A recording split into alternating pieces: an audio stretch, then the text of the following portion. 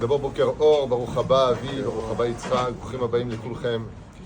On arrive dans la dernière course ce soir, c'est l'Abdikat Hametz. On a l'habitude de déposer. La femme en général se venge pendant ce moment-là, elle prend les 10 morceaux hermétiquement fermés. Pachot Mikazaït, Yesh Mamash Lizaher, même Pachot 18 grammes, vraiment des tout petits bouts de Hametz. Dans le cas où on ne le retrouve pas, pour qu'on puisse les annuler dans la formule Kol Chamira Deika, de Birchuti, de l'Obirchuti, de Chaziti, de l'Ochaziti, de Berti, de l'Oberti, qu'on puisse l'annuler. On a l'habitude de les déposer dans des endroits qui en réalité ne sont pas vraiment un jeu. Il y en a qui jouent à chaud et à froid avec ça, à Val Behemet. Si on ne les trouve pas, c'est qu'on n'a pas fait bien. La petite 4 Hametz, on se doit de prendre pour aller chercher ces 10 morceaux. Bezrat Hashem, plusieurs conditions. La première, on ne dit pas chez Echianou, et pourtant, on devrait le dire. Il y a une marloquette sur est-ce qu'on dit ou pas chez Echianou pour la recherche du Hametz.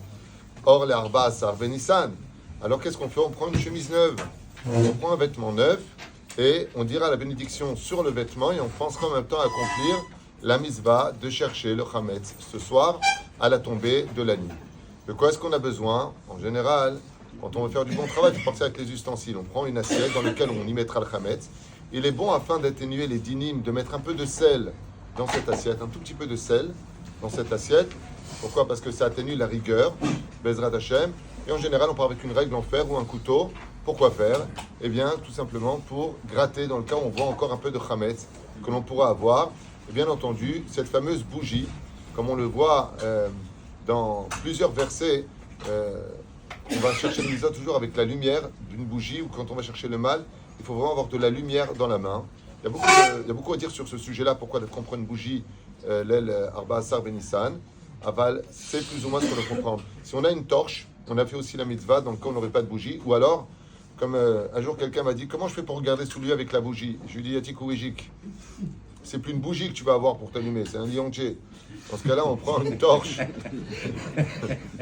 qui veut mettre la bougie sous le lit, tu vois. Bon, il y a des gens, ils sont comme ça. On appelle ça des allumés.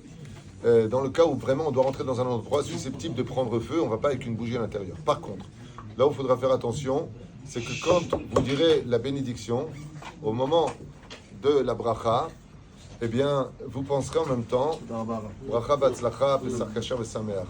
Vous penserez en même temps à vous acquitter, avec l'aide d'Hachem, de tous les lieux qui vous appartiennent, que ce soit le bureau, la voiture ou l'autre maison, Bezrat Hashem, dans le cas où vous en avez une au bout de la rue, ou à droite, ou à gauche. Voilà.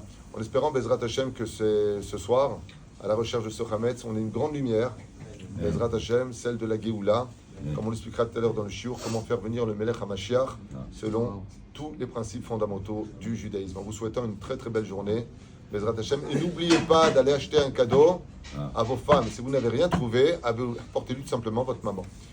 Pour le Seder de Pessah, ça lui suffira amplement. Bezrat Hashem. Baruch Adonai Leolam. Amen. Je reviens sur une halakha qu'on a dit hier, qui est très importante à savoir malgré tout. Vous savez que quand on fait le Hiruv Tafshilin, par exemple en France, il faut Hiruv Tafshilin, puisque Yom Tov tombera jeudi, vendredi, Shabbat. Donc en France, ils sont obligés de faire le Hiruv Tafshilin. Normalement, le rabbin de la ville a l'obligation, dans son devoir à lui, d'en faire le Hiruv Tafshilin pour tout celui qui ne l'aura pas fait. Donc il y a cette notion, dans le cas où la personne, pas les Khatrila, Bediavad, pas la personne, elle compte sur lui, c'est une roue de secours. Et quand on prend la route pour voyager, on ne sort pas la roue de secours. C'est dans le cas où on a eu une crevaison qu'on sort la roue de secours. Donc on ne peut pas utiliser ça, les Khatrila, en disant je ne fais pas Hiruv Tafshilin en prenant par exemple une matzah Metouganet que je vais manger avec un œuf par exemple pour la Seuda Shlichit. Ça c'est pas en France par exemple. Et je dirais bon, de toute façon je ne le fais pas, le rabbin il le fera pour moi. Non, tu dois le faire. Dans le cas où, mince, j'ai oublié, eh bien tu pourras compter sur le rabbin de la ville. Eh bien sachez qu'après vérification avec le Rav Yaron, chez le grand rabbin d'Ashdod, le Rav Shainin et le Rav Chaim Pinto, on s'est rendu compte qu'il faisait exactement la même chose pour la Michirat Hametz.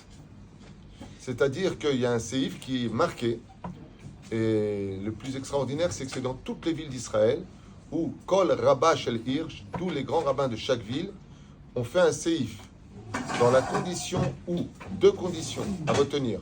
La première, c'est que la personne a oublié de vendre le Hametz, pas elle compte sur le rabbin de la ville. Et la deuxième, qu'elle avait l'intention de vendre son Hametz. Si c'est le cas, alors la Iria, je suis dans les élections dans ma tête, moi, déjà. La Rabbanout d'Ashdod vendra à Bediavad le Chametz de celui qui a oublié de le vendre, qui avait l'intention de le vendre. Ce qui fait que si Pessah est rentré et dit mince, j'ai oublié de vendre mon Chametz, et là il n'y a plus où aller, il pourra compter Bediavad sur le fait que quand il y aura la vente qui sera faite entre les rabbanim des villes d'Israël et le non-juif, il pourra compter sur cette vente dans laquelle, en faisant le kinyan, il dira, et nous vendons aussi tout le Chametz Bechoser Yediatam, c'est-à-dire sans l'accord spécifique de ceux qui ont voulu le vendre, mais qui avaient l'intention de le vendre. Mais celui qui met son Chametz de côté et qui ne comptait pas le vendre, il n'en a rien à faire pour lui, c'est des bêtises, bah, que lui, il n'est pas kaloul. Il faut qu'il ait, petit 1, j'ai tout fait pour le vendre, j'ai complètement oublié, ça m'est sorti de la tête, et petit 2, qu'il ait l'intention de le vendre. Dans ce cas-là, il pourra quand même récupérer son Chametz à la Smarta, en comptant sur le grand rabbin de chaque ville. Alors, j'ai demandé au Rav Yaron, qui est parti lui-même parler avec le Rav Sheinin, et il m'a dit ouvertement que Kach Noagim Bechol et Harim Baaretz, ainsi se conduisent tous les grands rabbinim de chaque ville, de penser Bediavad à, malgré tout, vendre le Chametz de celui qui ne l'aurait pas vendu. Je ne sais pas comment c'est en France ou dans les quartiers américains, parce que là-bas, il n'y a pas de Beddin, il n'y a pas de consistoire. Mais en tout cas, en Israël, c'est ce qui m'a été rapporté. Et c'est important de le savoir, parce que très souvent, les gens se retrouvent acculés face à une situation. Demain, j'ai oublié de le vendre. Je vous dis franchement, n'oubliez pas de le vendre. Aujourd'hui, il y a des grandes facilités par Internet. Et bien sûr, pour celui qui est en France, il vendra son Chametz en France, celui qui est en Israël, de telle façon à ce que ce soit plausible.